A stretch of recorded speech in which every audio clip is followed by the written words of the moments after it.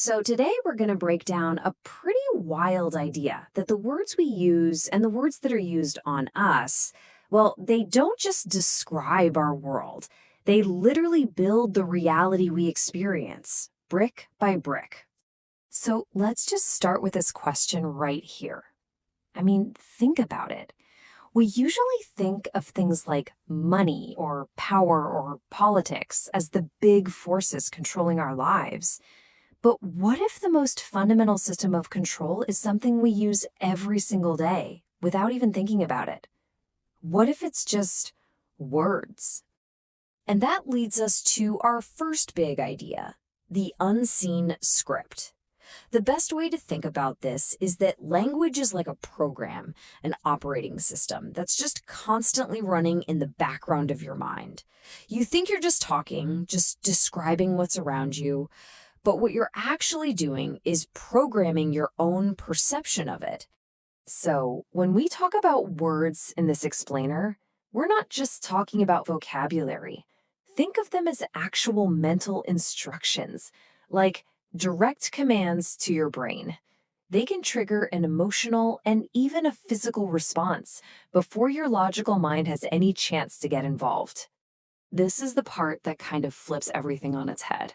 See, we usually think we see an obstacle, and then we reach for the word problem to describe it. But what if it's the other way around? What if using the word problem is the very thing that creates the experience of having one? The words themselves are the building blocks. So how does a simple word get so powerful that it becomes a truth? It's all about repetition. It's not about logic. It's not about evidence. It's just about frequency. A story, a label, a simple phrase repeated 1,000 times can feel way more true than a fact you only hear once. That's how powerful this mental programming really is. Okay, so if we're all running on this code, where did the original software even come from? Well, our next section gets right into that. It all starts way back, when our minds are wide open and that first code gets installed. When you're a kid, you don't really have the filters to sit there and question everything you're told. You just absorb it all. And the words that come from your parents, your teachers, authority figures, they aren't just suggestions. They become your identity. They're what tell you who you are, what you're good at, and what you should be scared of. Let's just pause on that phrase for a second. Identity scripts. That's such a powerful way to put it, right? It's like we start out life as actors, handed a script with our lines already written long before we ever had a chance to choose our own role. Now, this initial programming, it doesn't just stop when you grow up. In our third section, we're going to look at how it gets reinforced over and over again by the world around us through what we're calling labels and media cages. This is the perfect metaphor for it. A label, whether it's Democrat, Republican, introvert, genius, victim, it can feel like it's a part of you. But in reality, it often works like an invisible cage. It sets the boundaries for what you believe you can think, what you're allowed to do, and who you can become. And here's the really crucial part. The moment we just passively accept a label someone else slaps on us, we're basically handing them the keys to our own mind. We're agreeing to live inside their definition of us, and that means we're accepting their control. Okay, so I know this might all be sounding a little abstract, but it actually plays out every single day in a really practical way.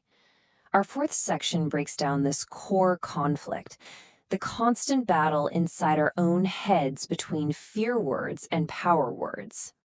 Let's just look at this comparison. Fear words like can't, problem, impossible, or failure, they literally shrink your world. They slam doors shut in your mind. But power words, words like opportunity, challenge, or what if, they do the exact opposite. They blow the doors wide open and make you aware of possibilities you didn't even see before. And this chart, this shows you the real world impact. Just look at the difference in personal agency, which is really just your ability to take action and make your own choices.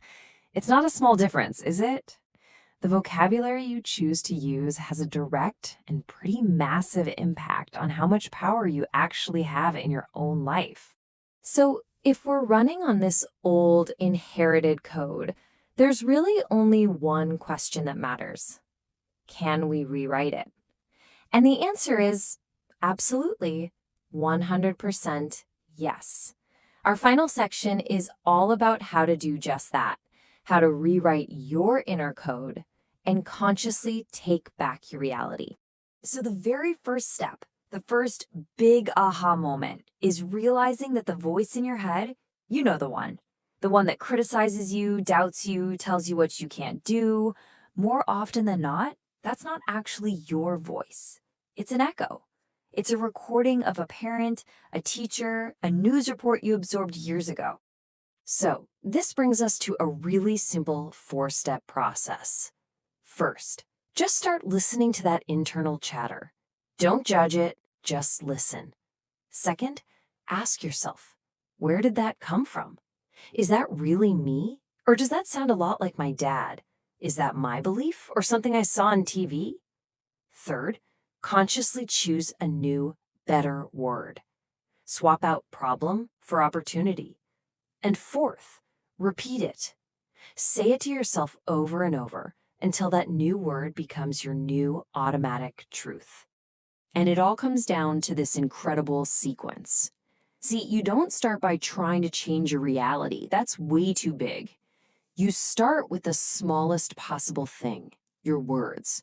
When you change your words, you start to change your perception. And when you change your perception, well, your reality has no choice but to follow. This is the ultimate takeaway. This isn't just about feeling better, it's about power. Your reality is always a negotiation between the code you were given and the code you choose to write for yourself. And the real power comes when you realize you have right access. So we'll leave you with this final thought. If language really is the control system, then the most important question you can ever ask yourself is, who's writing your script? Is it you? Or is it just an echo from the past? Who is controlling your reality?